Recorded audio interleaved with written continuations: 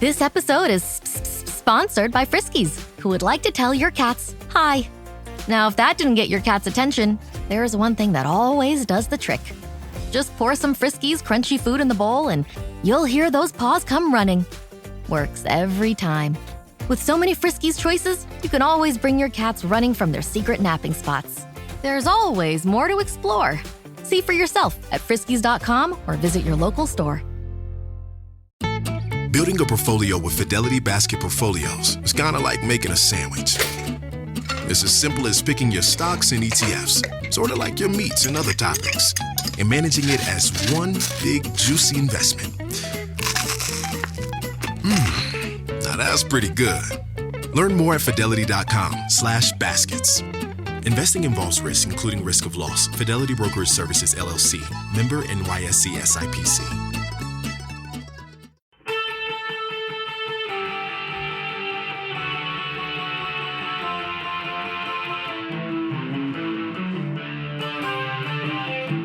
This is the Daily Blast from the New Republic, produced and presented by the DSR Network. I'm your host, Greg Sargent.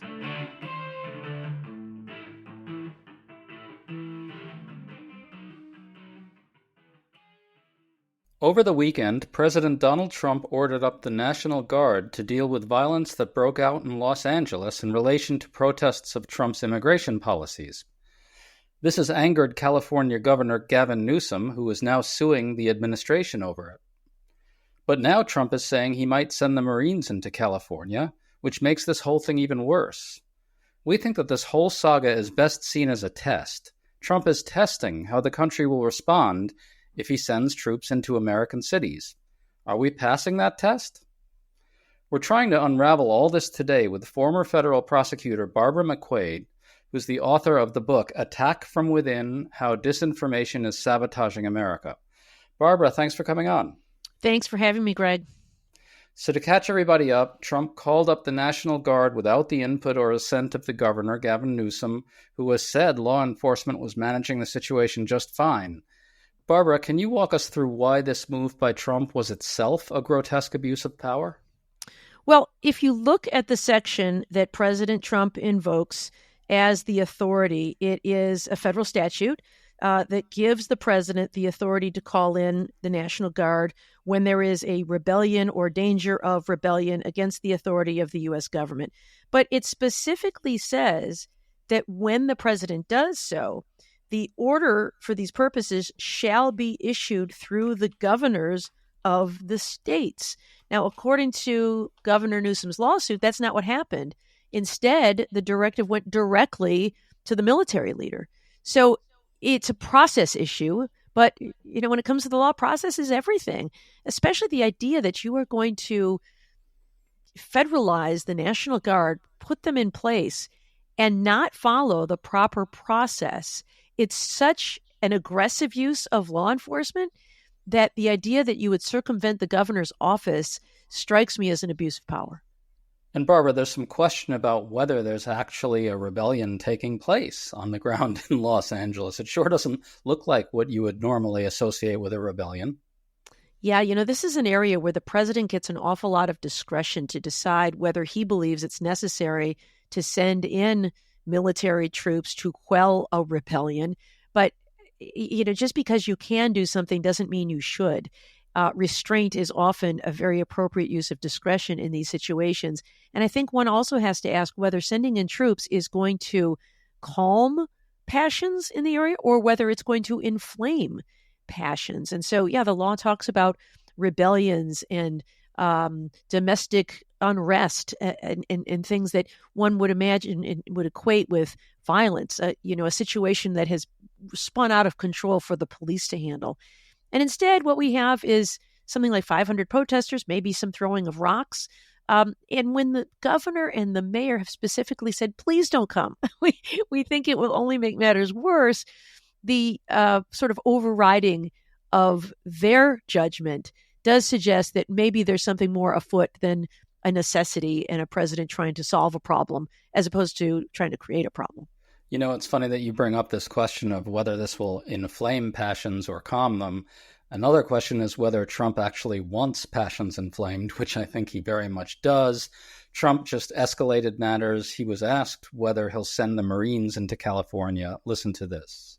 Are you going to deploy Marines in California? We'll see what happens. I mean, I think we have it very well under control. I think it would have been a very bad situation. It was heading in the wrong direction. It's now heading in the right direction. And we hope to have the support of Gavin, because Gavin's the big beneficiary as we straighten out his problems.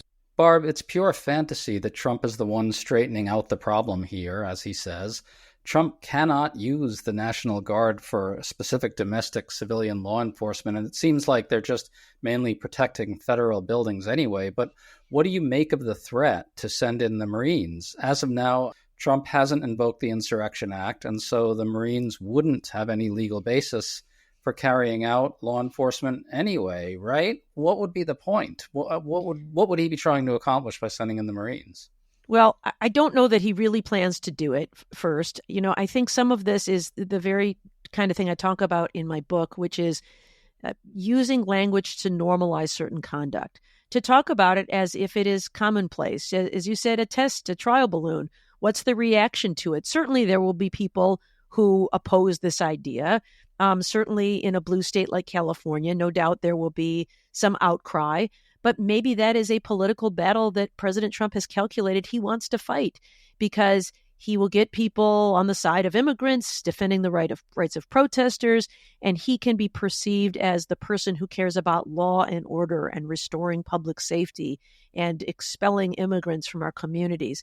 That is likely something he believes is a political win for him. So the more he talks about sending in troops and being tough, I think the more political points he scores.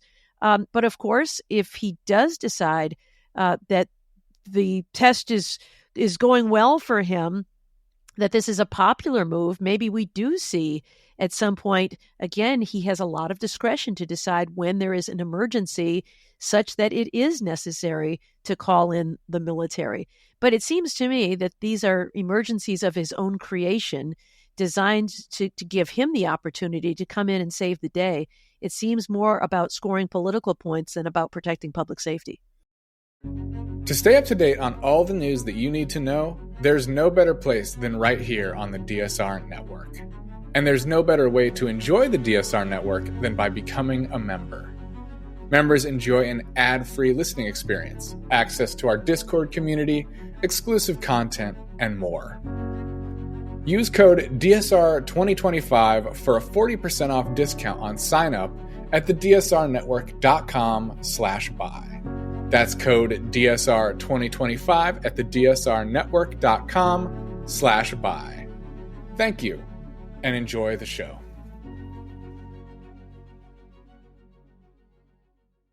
Certainly does. So the state of California is now suing the Trump administration over the decision to activate the National Guard. Trump activated the National Guard, as you mentioned earlier, by using a statute that specifies that such orders will be issued through the governors of the states. And here that appears not to have happened. Does California have a good case here? I think they do. What's interesting with this administration, because of the people that President Trump has put in place in his administration, some of whom seem to be poorly qualified for their jobs, it's hard to ever know whether they were just incompetent and missed that part of the statute, or whether they're deliberately steamrolling through legal requirements. Because sometimes Donald Trump in the past has been successful in winning by losing. So even if a court says, no, you can't do it that way, I imagine he will say, a leftist radical judge who should be impeached ruled against us on a legal technicality. And, that kind of argument might appeal to his political base. And so I think sometimes these calculations are, we don't care what the law says. We care more about winning on the political scorecard. I want to pick up what we've both talked about here, which is that this is kind of a test run by Trump. The president was also asked on Monday about border czar Tom Homan's warning that he might arrest Gavin Newsom, which Newsom had responded to by daring Homan to come and arrest him. Listen to Trump here. Gavin Newsom he's daring Tom Homan to come and arrest him. Should he do it? I would do it if I were Dom. I think it's great. Of course, Gavin likes the publicity, but I think it would be a great thing. Barbara, Trump said, I would do it. I think it's great. I think it would be the right thing. That's not exactly a direct call on federal law enforcement to arrest an opposition leader, but it's pretty damn close, isn't it? Well, yes. Certainly if anybody is to violate the law, whether they're a Democrat or a Republican or even someone in a high elected office, they're not above the law.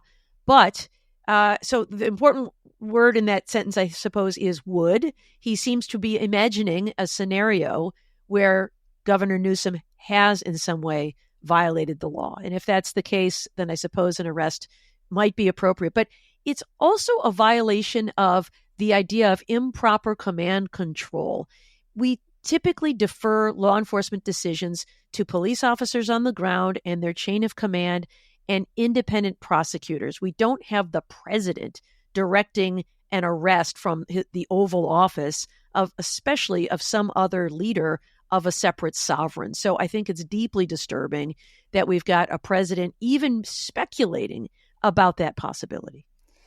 I just wonder, as someone who works in the Justice Department, how do you think prosecutors and senior DOJ officials receive something like that when it's said by the President of the United States? Oh, I think they cringe because even if they were to do it now, it would seem politicized. It would seem that Governor Newsom had been called out for selective prosecution if he is to be arrested now, even if there, through some far-fetched scenario, Governor Newsom in some way actively obstructed an investigation or an arrest. It's really now almost impossible for them to do their jobs because it will look like they're simply following the directive of the president to interfere with their independent law enforcement judgment. So I think whenever you have President Trump saying these kinds of things about you ought to charge this person or you ought to arrest that person, I think any prosecutor who works in good faith has to cringe more than a little. I want to ask about the Insurrection Act one more time. As we mentioned before, Trump hasn't invoked that, so he can't really use the National Guard for things like domestic civilian law enforcement. But if he were to invoke the Insurrection Act, that would change things, right? Can you explain what that would look like, and do you expect it? It would mean that federal troops would not simply be there in this supportive role as they are now in Los Angeles. They're not able to actively participate in any arrest or police activity. They can only serve as reinforcements. Maybe they can conduct some surveillance, maybe they can do patrols, but they are not there to arrest civilians. If this were invoked, it is an exception to the Posse Comitatus Act, which prohibits the military from participating in police work, and they could do police work. They could be arresting people on the streets. They could be taking people into custody.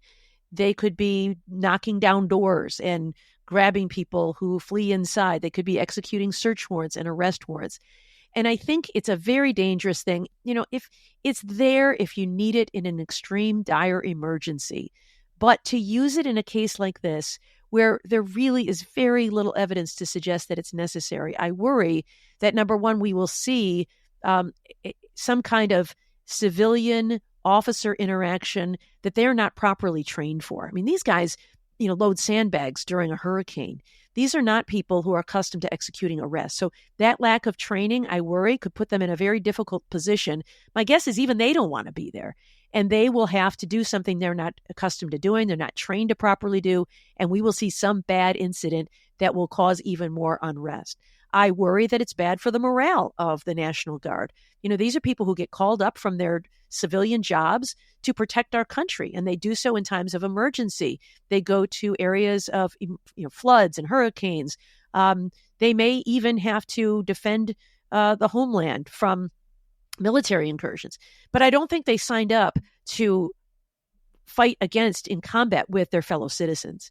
And I also worry it will undermine the reputation of the military, their recruiting, if they are seen as people who are put on the streets against our own citizens in hand-to-hand combat. Then I think that will cause them to have recruiting problems for who wants to become a member of the military or the National Guard. So I think it's, just because you can do something doesn't mean you should. Even if it's legal doesn't mean it's wise. And so I hope it doesn't come to that. I hope that we pass this test by having enough public outcry, just as you are leading today, to cause wiser minds to prevail. Because I think that this is a goal of this process is to curry political favor.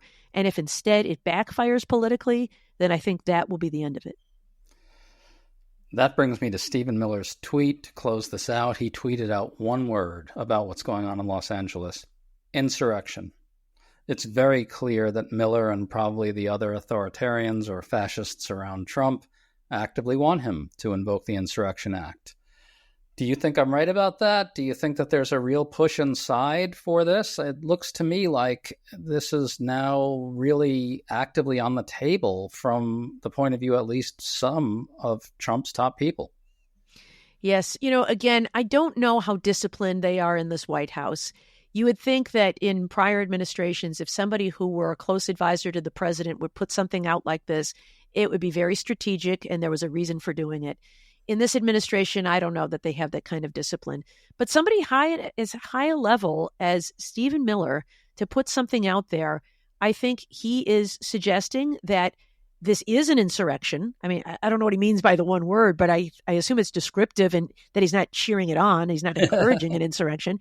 That he thinks this is an insurrection. And if it is an insurrection, then that means that President Trump can send in military troops and give them those law enforcement powers, and that he should do that. So it seems to me he is sort of ginning up support for that idea. And again, it's really just kind of firing up the base, the law and order immigration hawks, to say, let's go, this is great. And I think that responsible law enforcement officials bring calm to chaos. They try to de-escalate. And instead, what we're seeing is an effort to inflame passions. So if this really is a test of how the country will respond if Trump sends troops into cities, are we passing this test or are we failing it? Barbara, how are we doing? Well, I think at the moment we're doing okay. I guess it's hard for me to be a barometer. I'm not a pollster. I don't know how the vast majority of Americans are responding to this, but I think the media has paid appropriate attention to it. I think there are more protesters out there now than there were before. So I don't know that they have quelled any of the protesters. And I think it'll remain to be seen. I think Governor Newsom's lawsuit is a very good and strong response. I think he will win. And I think when he wins, that will also be a strong response. As we said, I'm sure we'll get response from the president simply attacking the judge as opposed to the judgment. But I think all of these, we need to have a response that comes from a number of different constituencies to stand up to these kind of heavy-handed tactics. And so far, it seems like that's happening. Such a good point, that Newsom responding with a lawsuit. And by the way, we should also underscore that around over 20 Democratic governors put out a strong statement condemning this as well. These are the types of things we want to be seeing to be reassured that we're passing this test and that the country and its institutions are standing up at a moment of crisis. Barb McQuaid, it's so good to talk to you. Thanks for coming on. Thanks for having me, Greg.